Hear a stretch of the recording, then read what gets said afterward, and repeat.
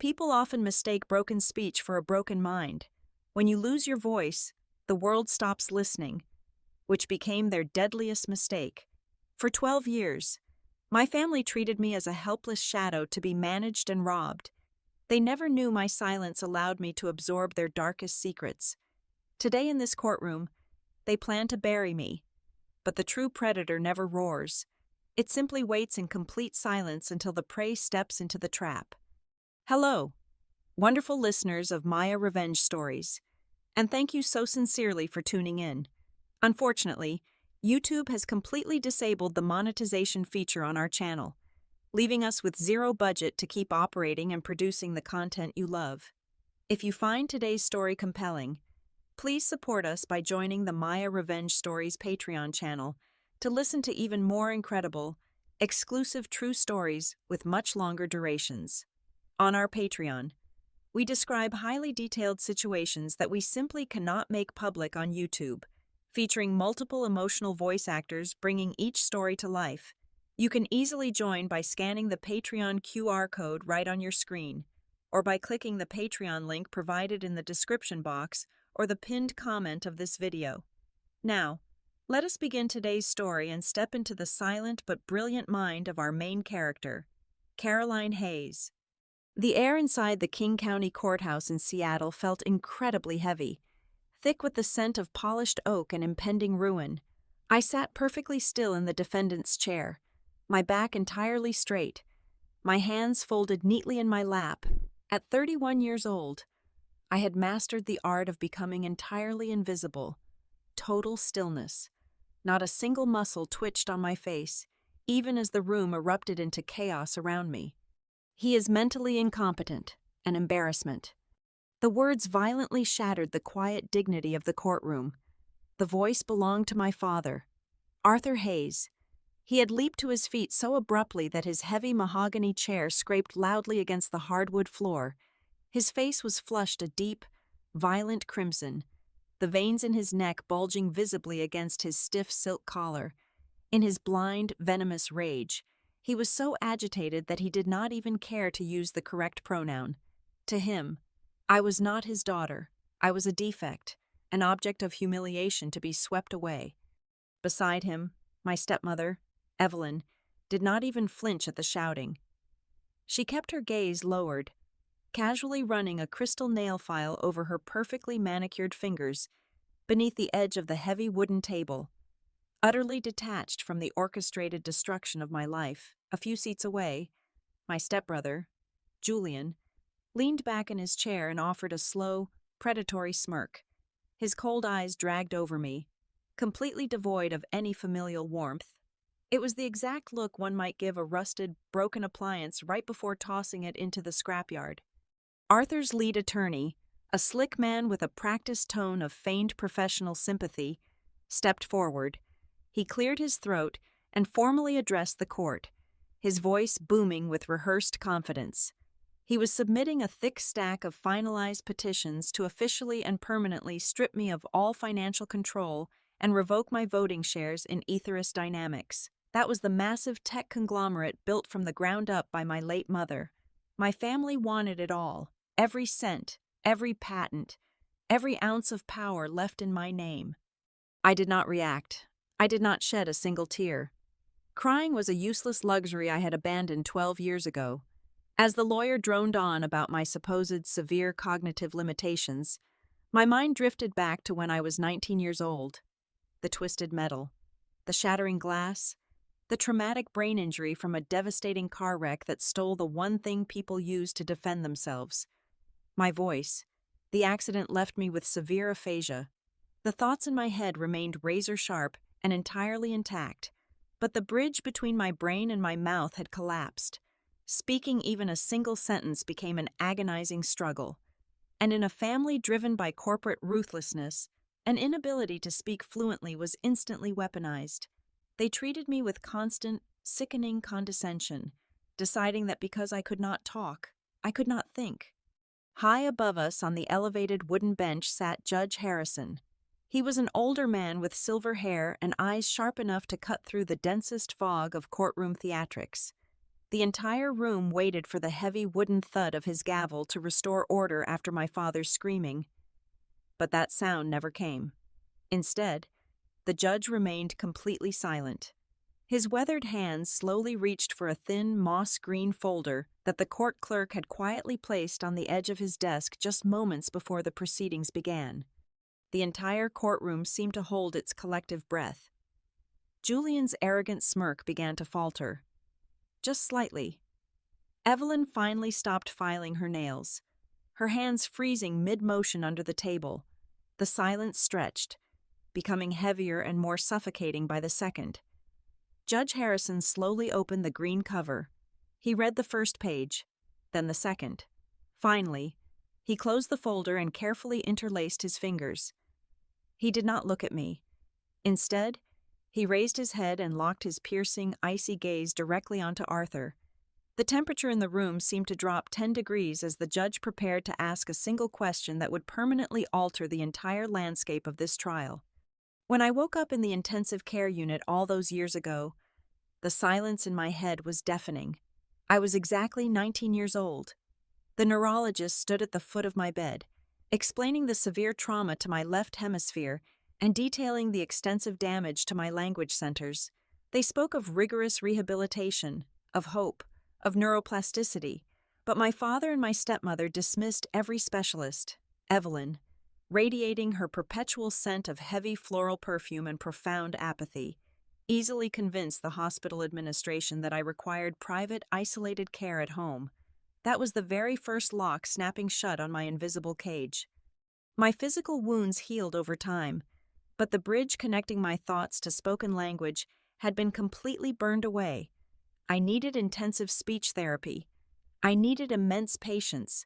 Instead, Arthur and Evelyn looked at my tragic condition not with sorrow, but with the cold, calculating eyes of corporate opportunists discovering a highly profitable loophole. They immediately spun a heartbreaking narrative for polite society.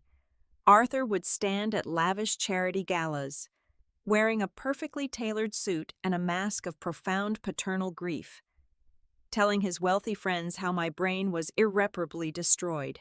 He would sigh heavily, shaking his head, claiming I was trapped forever in a perpetual state of childhood. They whispered these lies so frequently, and with such overwhelming conviction, that there were dark, suffocating nights when I almost began to believe them myself.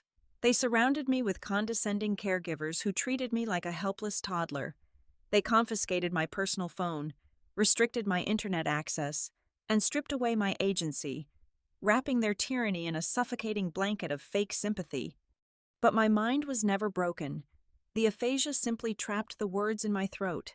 My intellect remained exactly as my mother had left it, exceptionally sharp, deeply analytical, and starving for stimulation. When I was finally deemed fit enough to leave the house, they did not bring me into the executive training program my mother had legally outlined for me in her will. Instead, they banished me to the subterranean archives of etheric dynamics. The basement was a miserable labyrinth of damp concrete walls, flickering fluorescent lights, and endless rows of rusted metal filing cabinets. It was a place explicitly designed to make people disappear. My official title was records clerk, but my actual job was to remain completely out of sight and entirely out of mind. While I was burying myself in dust and decades-old invoices, Arthur and his son, Julian, took absolute command of the glass-walled boardrooms upstairs. They were supposed to be the noble caretakers of my mother's legacy. Instead, they acted like parasites on a dying host, slowly and methodically draining the corporate accounts dry. Julian found immense, twisted pleasure in my supposed idiocy. He would frequently strut down into the basement, smelling aggressively of expensive scotch and cheap arrogance. He viewed me not as a sister, but as a mildly amusing pet. Sometimes, he would drop massive stacks of draft financial ledgers onto my small metal desk. "Here you go, little orphan," he would sneer, patting me heavily on the head like a stray dog. "Play house with these. Sort the big numbers from the little numbers. Just try not to drool on the ink." He honestly believed I was staring at meaningless squiggles. He had absolutely no idea that mathematics is a universal language, one that requires zero vocal cords to comprehend. Every single time he tossed those rejected drafts my way, he was unknowingly handing me the exact blueprints of their grand embezzlement scheme. Silence, I soon discovered, is not a void, it is a highly sensitive instrument. When people assume you cannot understand them, they become incredibly sloppy. They treat you like a piece of furniture, standing quietly in the corner of the executive elevator, or pushing a squeaky mail cart past a cracked office door. I became a ghost haunting my own company. I listened to abandoned phone calls. I observed the nervous, erratic twitch in the chief financial officer's eye whenever certain offshore accounts were mentioned. I learned to read the subtle shifts in body language, the tight jaws, the defensive postures, the overly loud laughter that always followed a highly fraudulent business decision. Through Julian's discarded ledgers and my own silent surveillance, a terrifying picture began to form. Arthur was not just skimming a few $1,000s off the top. He was hollowing out Aetherist dynamics from the inside. I saw how $2 million allocated for research and development miraculously vanished into a vague consulting fee for a firm that did not even possess a physical address. I tracked the complex movement of capital through shadowy subsidiary networks, noticing how every single profitable division was being intentionally starved of resources, while Arthur's personal pet projects received unlimited funding. The desperate urgency of their theft became crystal clear when I closely examined the legal dates. My mother's trust fund, which held the absolute controlling shares of the entire tech empire, was heavily restricted until my 30th birthday. For a full decade, Arthur had acted as my proxy, wielding my massive voting power while building his own private fortune. But the exact moment I turned 30, the trust would automatically dissolve, transferring absolute control directly into my hands. They knew this timeline perfectly, and I knew they knew it. They were never going to let that transfer happen. Their endgame was not just to steal the company, but to legally erase my existence as an autonomous adult long before that birthday arrived. They needed to definitively prove I was entirely incompetent to permanently halt the transfer of power. The night I pieced their final legal strategy together, sitting entirely alone in the freezing basement with a single desk lamp illuminating a massive network of fraudulent bank statements, I did not panic. A strange, glacial calm washed over my entire body. They thought they had buried me alive in this concrete tomb. They did not realize I was a seed taking root. I had absolutely no allies, no voice, and zero access to my own wealth, but I had time. I had unfettered, invisible access to their darkest financial secrets, and I possessed a mind that they continuously, fatally underestimated. That night, I stopped being a passive victim of my circumstances and became the silent architect of their destruction. I began drafting a counteroffensive so complex, so deeply entrenched in the shadows, that it would take years to properly execute. I smiled blankly at Julian every time he mocked me. I nodded obediently every time Arthur patted my shoulder with fake affection. I let them build their arrogant glass castle entirely out of stolen money, knowing full well that I was the one quietly planting the explosives in the foundation. The heavy silence in the courtroom broke when Judge Harrison loudly cleared his throat. It was a sharp, grating sound that sliced right through the slick lawyer's rehearsed monologue. The judge did not even bother to strike his gavel. He simply raised the thin, moss-green folder into the air, the overhead fluorescent lights catching its unremarkable cover. "Counselor," Judge Harrison said, his voice echoing like a crack of thunder in a confined space, "before you conclude your passionate argument regarding the defendant's mental capacity, I must ask if you and your client are fully aware of the shadow transactions meticulously documented within these pages." The lead attorney froze mid-sentence. His polished, arrogant demeanor cracked instantly. He blinked rapidly, his eyes darting frantically from the judge to the folder and back again, desperately. He began shuffling through his own pristine stack of legal petitions, his expensive leather briefcase suddenly looking entirely useless. "Your Honor, I have absolutely no record of any such folder. The defense has not provided us with any discovery matching that description. We have never seen those documents in our lives. Arthur slammed his open palm against the heavy mahogany table. The loud smack startled the gallery, but I did not even blink. He leaned in, his face contorted with vicious anger, and hissed directly into his lawyer's ear. "Object to it right now. She is submitting fabricated garbage to the court. Tell the judge it is complete garbage." The attorney tried to regain his footing, puffing out his chest and projecting his voice. "Your Honor, the plaintiff strongly objects to the introduction of unverified materials at this stage. My client asserts this is merely a desperate distraction tactic from a deeply confused and mentally incompetent individual." Judge Harrison ignored the objection entirely. His icy gaze remained fixed on Arthur. With agonizing slowness, the judge opened the green cover. He adjusted his reading glasses and began to read aloud, stripping away the theatrical legal arguments and exposing the raw, undeniable truth to the public record. "I am looking at a series of highly concealed, unauthorized wire transfers," the judge read, his voice completely devoid of any warmth. "Totaling exactly $4,250,000, these funds were systematically routed away from Ethos Dynamics' core research division and deposited directly into a newly formed shell entity located in the Cayman Islands. This occurred over a period spanning from March 12th to November 30th of last year." The judge turned the page, the crisp rustle of the paper echoing loudly across the silent room.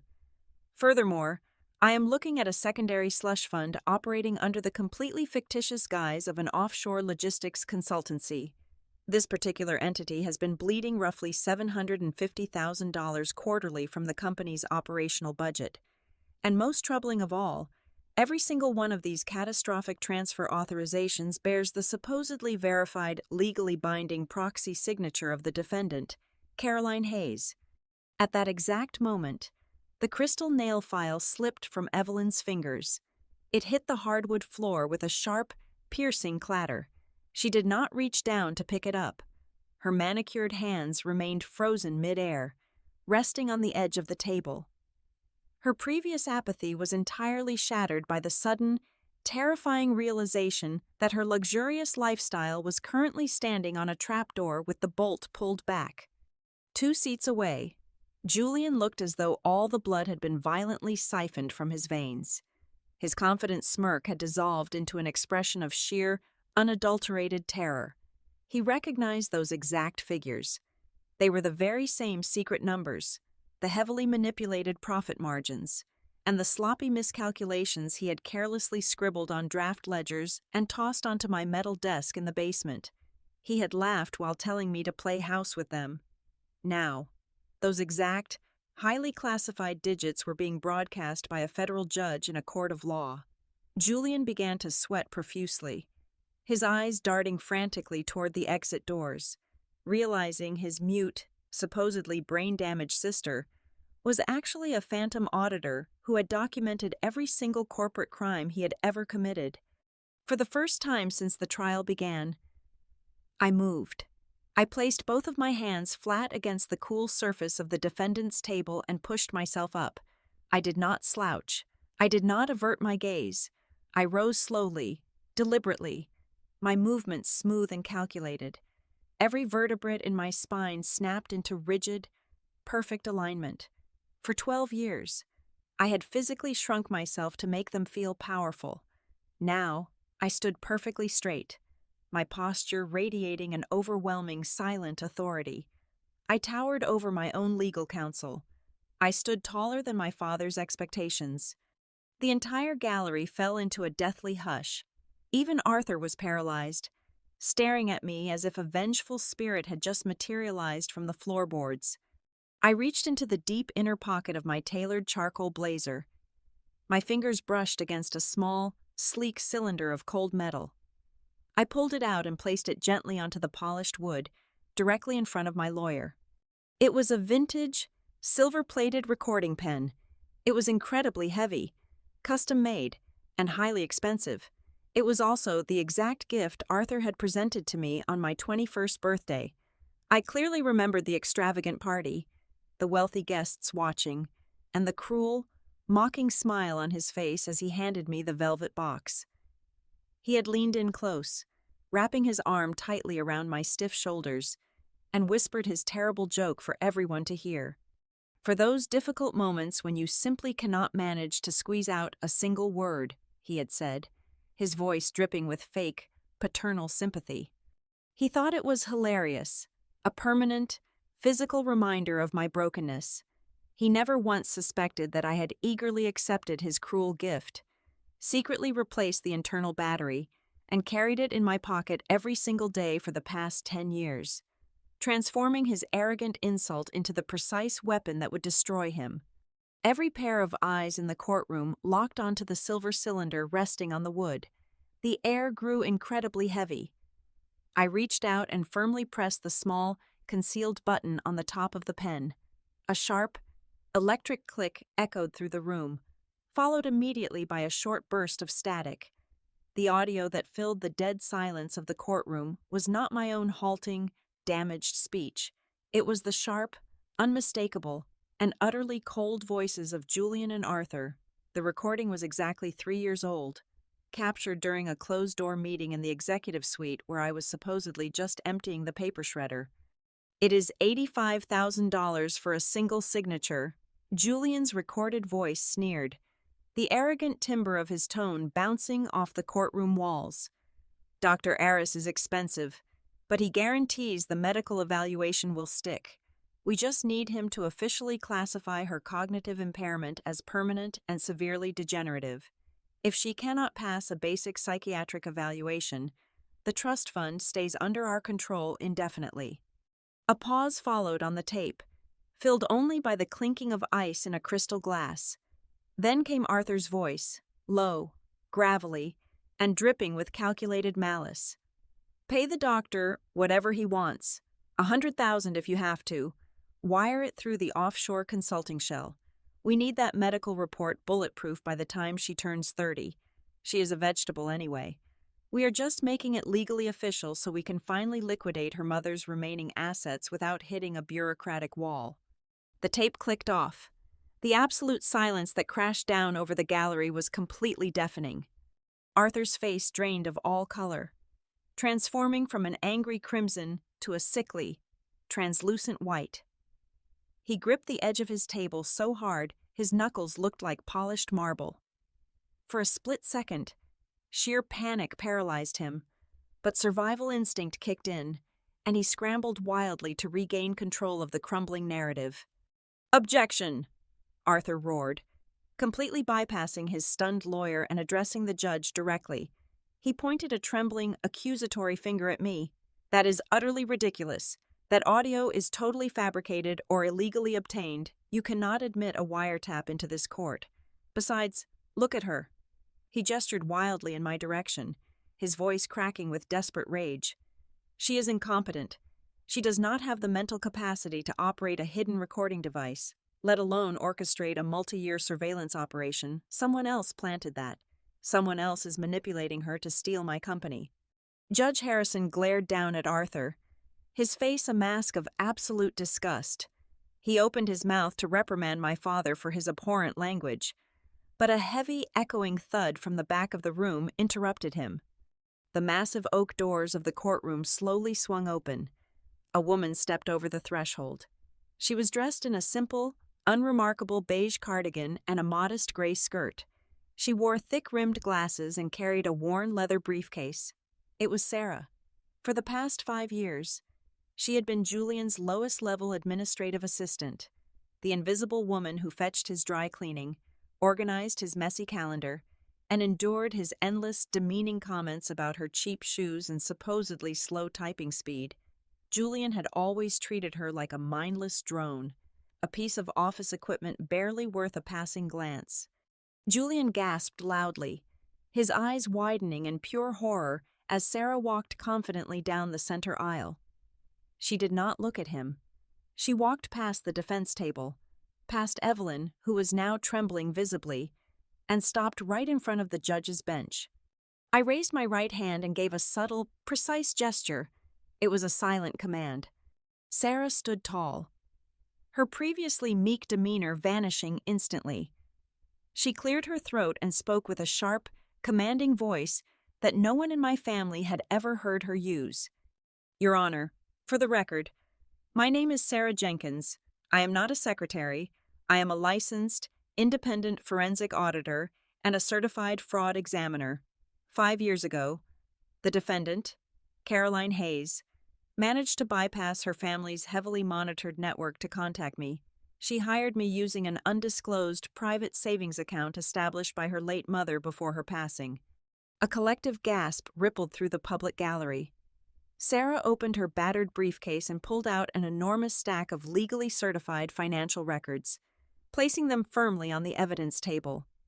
"For half a decade," Sarah continued, her gaze finally sliding over to meet Julian's terrified stare, "I have been working deep undercover within Etherius Dynamics at the explicit direction of Miss Hayes. I have legally documented every single instance of wire fraud, every fabricated ledger, and every illegal bribe authorized by Arthur and Julian Hayes. The recording device was not planted by a third party. Miss Hayes maintained it herself, and I merely processed the encrypted audio files she securely transmitted to me every Friday evening for the past 3 years." The psychological collapse of the Hayes family was instantaneous and absolute. You could physically see the realization crushing them. The trap I had built for them was not a sudden, lucky maneuver thrown together the night before the trial. It was a massive, inescapable net that had been silently woven around their entire existence for half a decade. They had spent 12 years underestimating my intelligence, completely blind to the fact that their supposedly broken victim was actually the ruthless architect of their impending prison sentences. Even with Sarah's mountain of forensic evidence completely burying him, Arthur's colossal ego refused to accept defeat. The pure, unadulterated arrogance that had fueled his entire life flared up in one final, pathetic act of defiance. He slammed both fists onto his table, his voice echoing with a desperate, animalistic roar. "It does not matter," Arthur bellowed, his face covered in a cold sweat. "I am still the legal chief executive officer of Etherius Dynamics. I built the current infrastructure. I secured the offshore contracts. If you hand the reins of this empire over to a disabled, brain-damaged mute, the entire market value will crash overnight. The board of directors will walk out.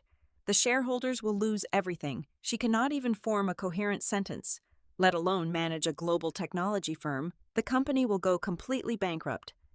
For 12 long years, I had maintained a perfectly blank, emotionless expression. I had swallowed every insult, every condescending pat on the head, and every vicious slur. But in that exact moment, listening to the man who had stolen my youth desperately trying to cling to his stolen throne, the ice finally cracked. I smiled. It was a slow, chilling curve of the lips that did not reach my eyes. It was a predator's smile, entirely devoid of warmth. Julian saw it first, and he physically recoiled, sinking lower into his chair as if he had just realized he was locked in a cage with a monster. Without breaking eye contact with my hyperventilating father, I extended my hand toward my lawyer. He nodded silently and placed a single, thin sheet of premium watermarked paper onto my palm. I pressed 2 fingers against the document and deliberately slid it across the smooth wood of the table, pushing it right to the edge of the judge's elevated bench. The court clerk retrieved the paper and handed it up to Judge Harrison. The older man adjusted his glasses and scanned the text. His sharp eyes immediately widened in profound shock. He read it a second time, his brow furrowing as the absolute magnitude of the document sank in. When Judge Harrison finally looked back up at Arthur, the intense anger in his expression had completely vanished. It was replaced by something far worse.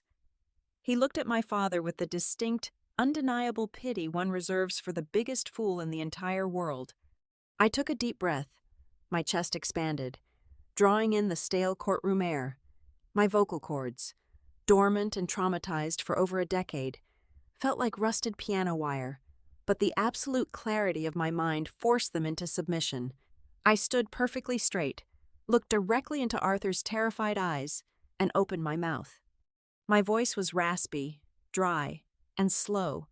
I stumbled slightly on the syllables, pushing the words out with immense physical effort, but the articulation was deadly, coherent, and sharp as a freshly honed blade. The company that you are talking about is actually just an empty shell. The entire courtroom went dead silent. The sound of my voice, a voice they had confidently sworn to the court was permanently destroyed, struck Arthur like a physical blow to the chest.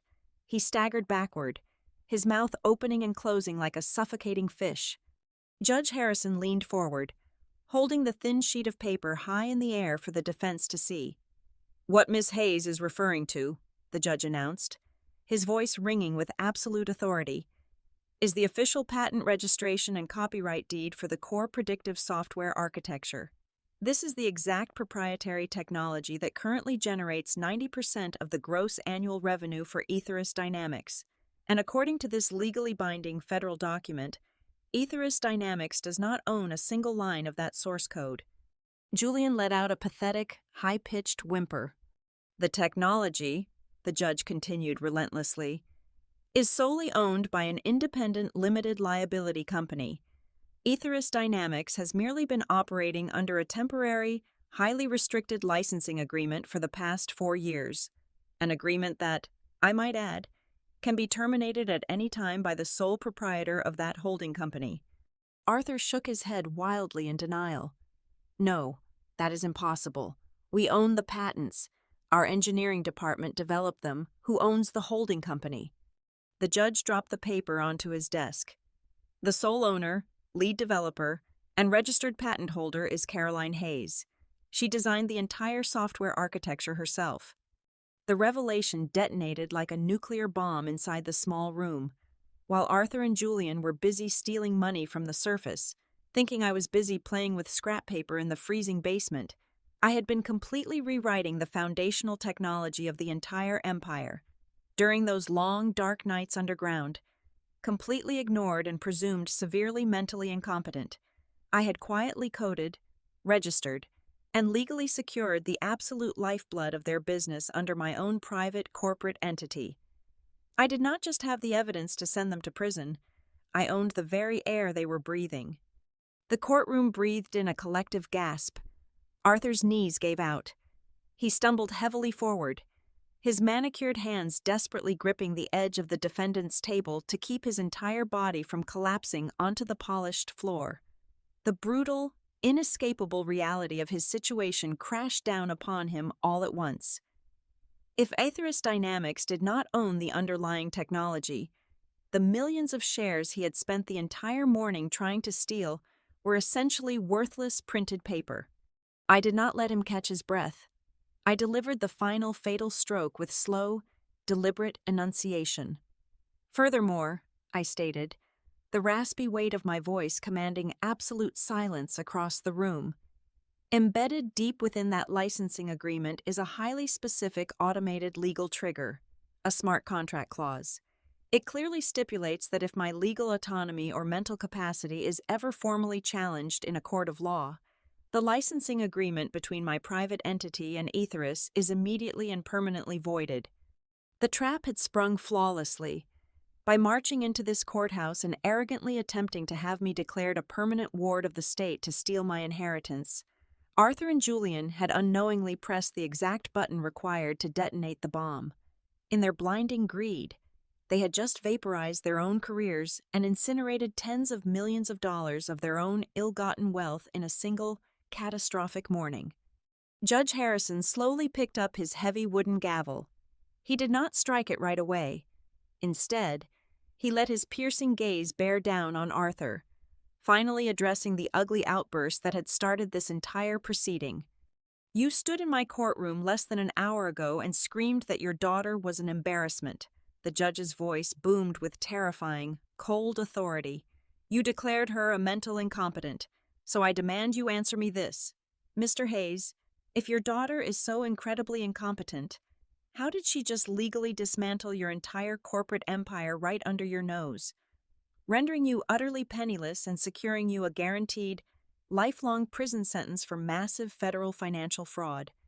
Julian let out a hollow, agonizing sob and slumped forward, burying his face in his hands on the defense table. Evelyn, sensing the rapidly sinking ship, immediately took 3 large steps backward, physically and metaphorically distancing herself from the husband she suddenly realized could no longer afford her luxurious lifestyle. But Arthur was the most satisfying sight of all. He stood entirely frozen, his mouth wide open, struggling desperately to form a single coherent word of defense. His throat worked silently, but absolutely nothing came out. In a perfect stroke of poetic justice, the sheer shock of his total destruction had rendered him entirely mute. He was finally tasting the exact, suffocating voicelessness he had forced me to swallow for 12 long years. The judge slammed his gavel down with a deafening crack. I am immediately referring Arthur and Julian Hayes to the federal prosecutor's office for a full criminal investigation. This petition for conservatorship is thrown out with extreme prejudice. We are adjourned. Chaos instantly erupted in the gallery.